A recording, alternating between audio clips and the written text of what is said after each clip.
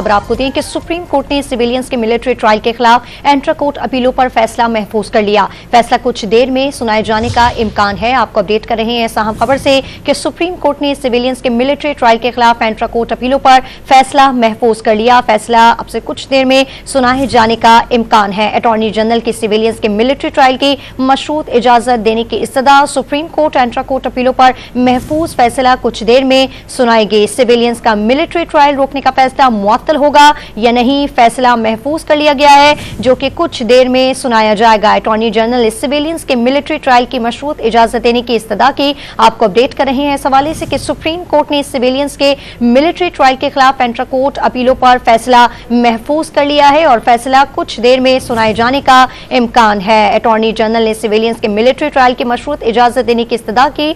Civilians का military trial रोकने का फैसला मुअत्तल होगा या नहीं, फैसला महफूज कर लिया गया है जो कि कुछ देर में सुनाए जाने का इम्कान है।